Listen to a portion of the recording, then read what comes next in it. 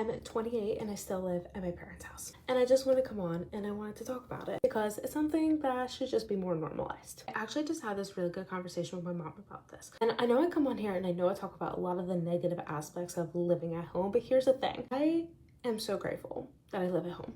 I really do. Like, it is so rough in this economy right now. It's so rough out there. I work my ass off.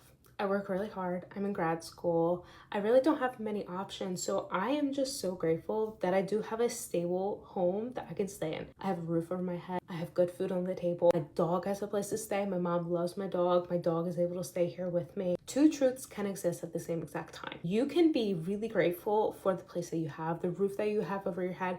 You can feel immense gratitude. I do. I have such a good relationship with my mom, and I am never going to get the time like I do right now to build this great relationship with my mom while I'm in my late 20s.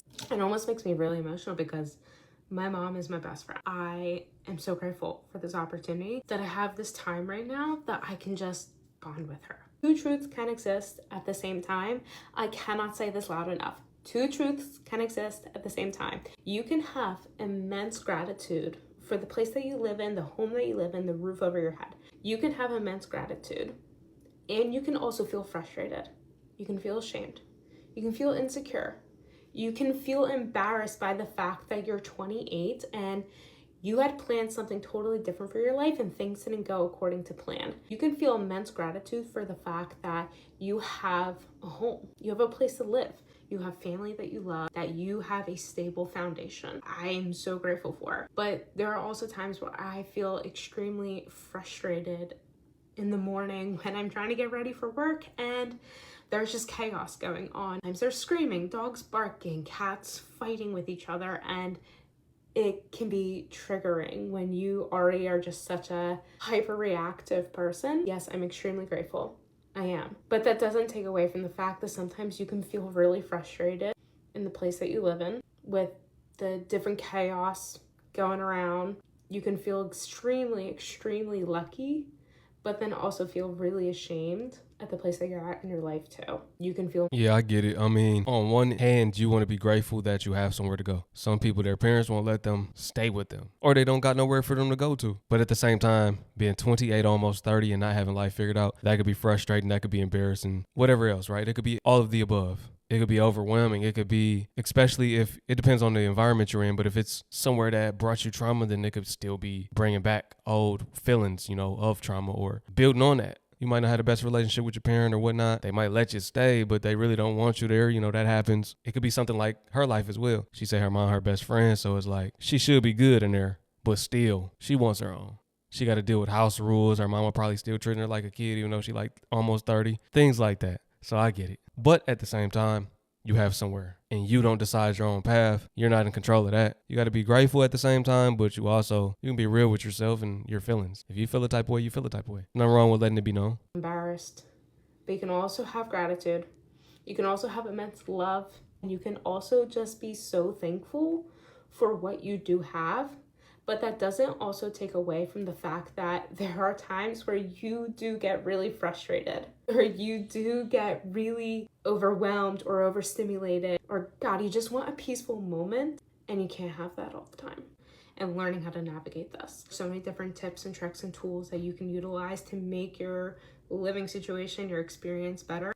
It doesn't take away from the fact that two truths can exist at the same time. You can feel extremely grateful. You can have extremely grateful days. God, I am so thankful for the time that I have with my mom right now. I'm so thankful that I have a stable roof over my head. But there are moments where I also feel ashamed. I feel embarrassed. I get frustrated. I get overstimulated, just like any other person. Truths can exist at the same time. Truths can exist at the same time. There we go. I always say things and then the content creator words them a better way to me. Thank you, though, for that. If you're 30 years old or older and you're still living at home with your parents, do not feel sad, do not feel ashamed, do not feel embarrassed. Because quite frankly, you're in the same boat as damn near everybody fucking else. About 25.2. See, talking about 25 million. 25.2 million. And I think that number's a little higher if you ask me. From the ages of 30 to 34 specifically, share the living at home has nearly doubled compared to the year 2000, climbing to nearly 13% as of last year. Nearly 1/3, which is 33% of young adults under 35 reside with their parents, a number that eclipses even pandemic era highs. And this ain't no employment issue because roughly 70% of ages 25 to 34 are working. It's because nobody can afford a fucking thing. The median housing prices is around $434,000. I think that's a fucking lie because that's damn near going up to $600,000 if not more. A staggering 34% increase since 2009. So in the span of 7 fucking years, home prices have skyrocketed while wages stay the exact fucking same. People have to work 2 to 3 jobs and damn near have a side hustle just to barely make fucking ends meet. A record 242 US cities now have starter homes that cost $1 million. See how Starter home, mind you, for $1 million as a starter home. That's gonna be a lifelong home. That's gonna be a generational home for $1 million. What you talking about? A starter home. Yeah, you start there and that's it for you. If you're able to qualify. That's it. I mean, that's all you really would need, right? $1 million is crazy. People want those $100,000 homes. Those are starter homes. Where those at? Oh, you can't find them, can you? Oh, okay. told you that $430,000 median home price was bullshit. And the older, out-of-touch generation and the walking decrepit fossil fuels up in Washington, D.C. have the nerve to say that this new generation is lazy and that they just need to work hard in order to become a homeowner to achieve the American dream. Excuse me, you stupid dumb son of a bitch, but back in 1950s, your home cost nothing but a pack of Ritz crackers and a slice of bread.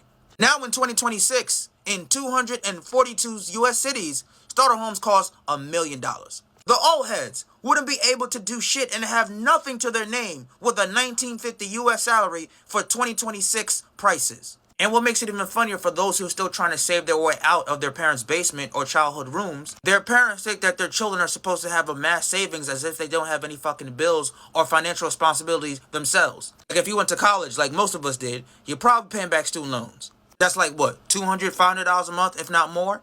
Or let's just say you paying rent by living at home with your parents still or covering the bill utility. That could be anywhere from what, $300 to $1,000 a month, if not more? If you got your own cell phone, that's probably like what, 80, 100 something, if not more. You got a car, you probably paying a car note or car insurance for that. That's like what, $300, $500, $600, $700? Oh, and the car can't drive by itself. You gotta put gas in that motherfucker.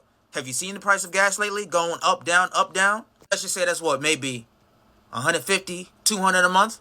Oh, and you can't drive that bitch without having it insured. So that's what, probably another $500, $600 a month? Because we all know insurance is a fucking scam and ripoff. And let's just say you eat differently than your parents. Have you seen the fucking prices of groceries lately? That's like what, an extra $400 or $500 a month? Depending on how far your commute from work is and other things you gotta do. Maybe more. And you gotta maintain yourself. Haircut, hair, braids, nails, shape up. Those shits ain't cheap.